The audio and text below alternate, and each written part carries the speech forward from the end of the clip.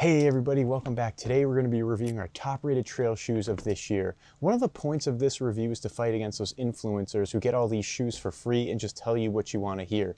We want you to stop wasting time on sponsored reviews of people who barely tested them. That's not what we do here.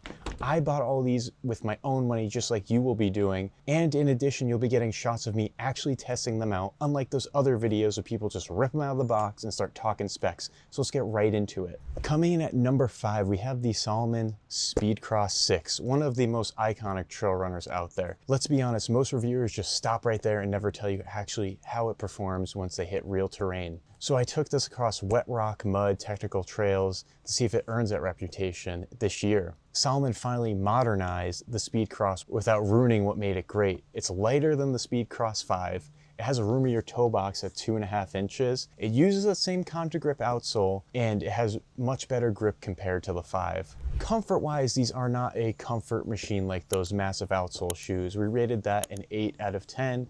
But still, it has great stepping comfort and good impact absorption. As you can see, they have the 5mm chevron lugs. They bite very well in the terrain.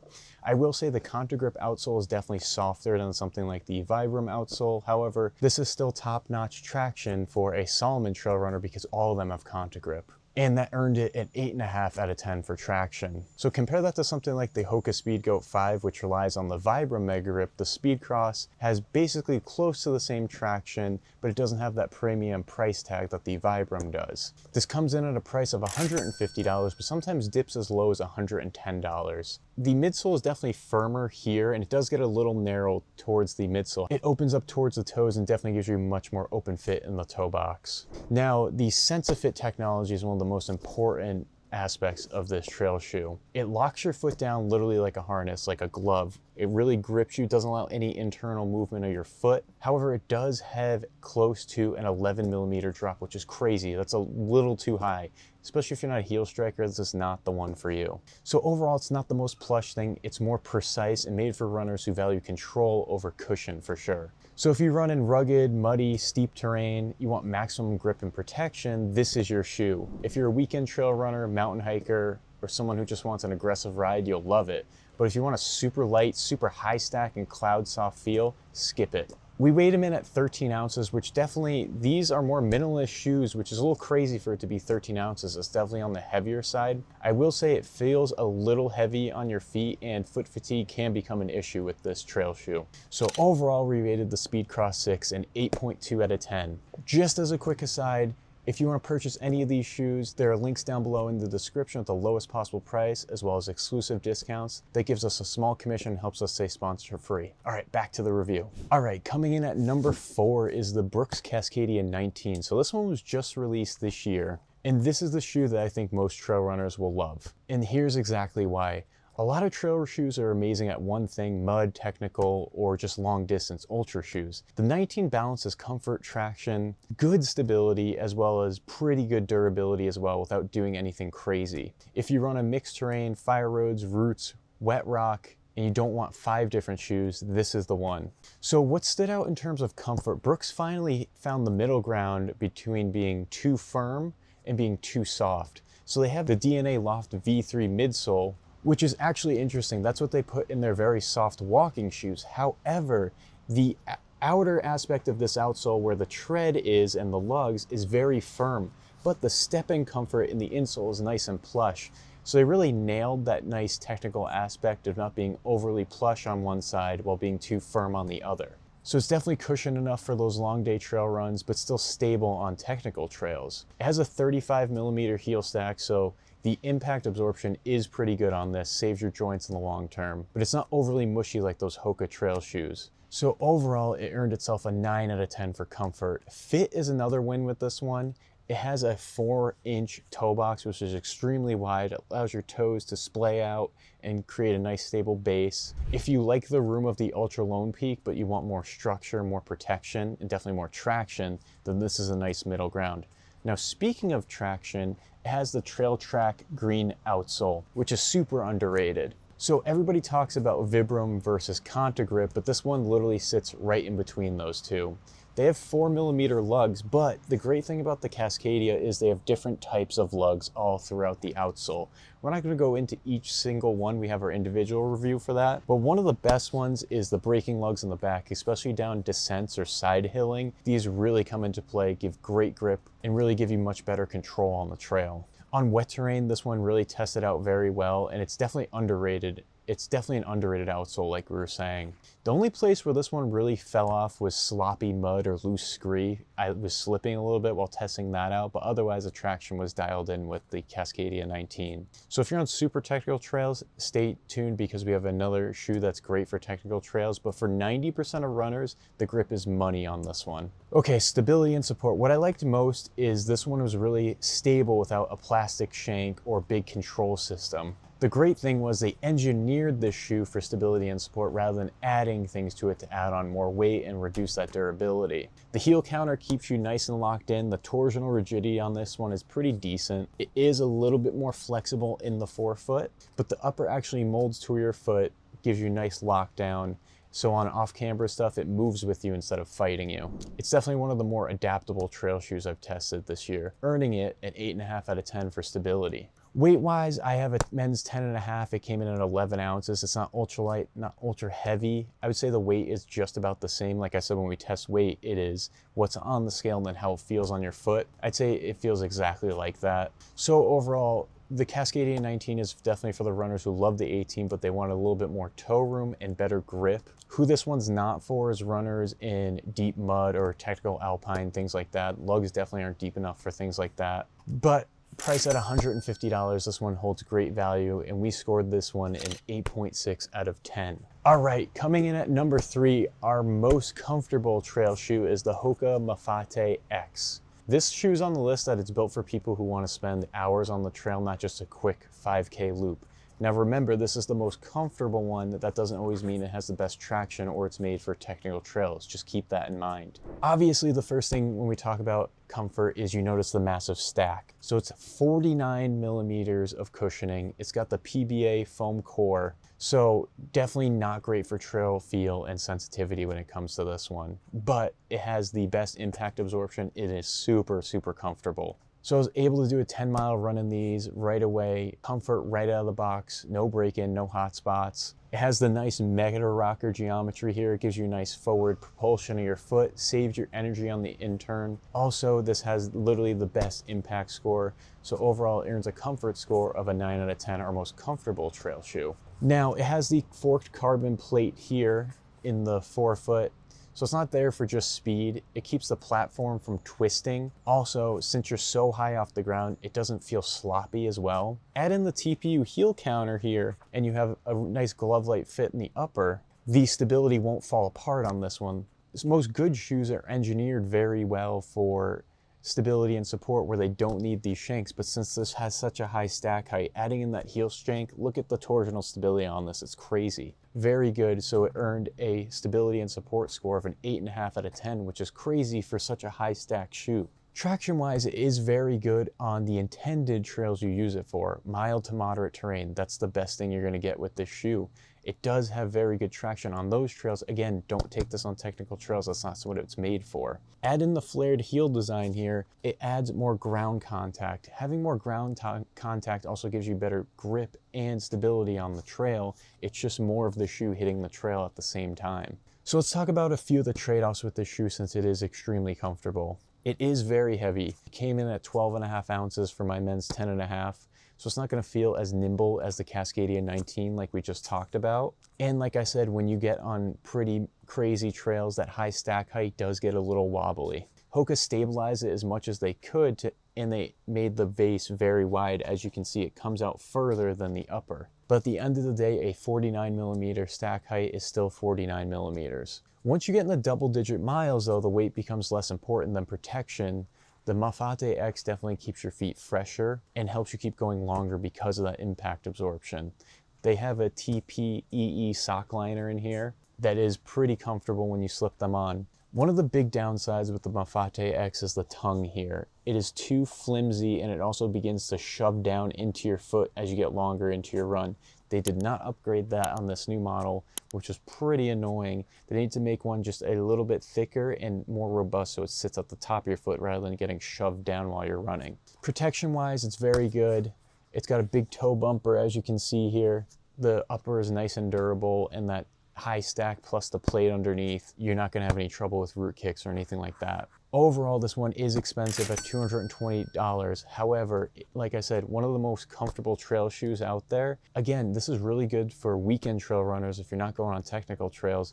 Great grip on the things it's made for, like we were saying. So overall, the Mafate X, our most comfortable trail runner, gets an 8.6 out of 10. Now coming in at number 2, the Norda 1. This is a shoe that literally refuses to die. However, this shoe is made for only about 20 to 25% of trail runners out there. That's why we put it at number 2, even though it scored the highest. It has an extremely high price at $290, but let's get into who it's for. So the thing that makes this one special, it has the Dyneema upper here. Extremely durable, that has Kevlar fibers in it. There's no synthetic wear or breakdown with this shoe, especially when you're paying such a high price. They say the Dyneema by Norda is 15 times stronger than steel by weight. Honestly, I don't know how true that is, but overall the durability on the upper here is excellent. No peeling, no delamination, nothing like that when you get those synthetic material shoes. Now out of the box, it is a little snug. Doesn't have a soft, stretchy upper like the Hoka we just went over. I did have to size up about a half a size, and it took about 10 to 15 miles to really mold to my foot and break these in. Once I did break them in, they were super secure. The performance was great, no heel slip, no sliding. It's got a nice gusseted tongue, and after you break them in, it's got a nice lock and go fit.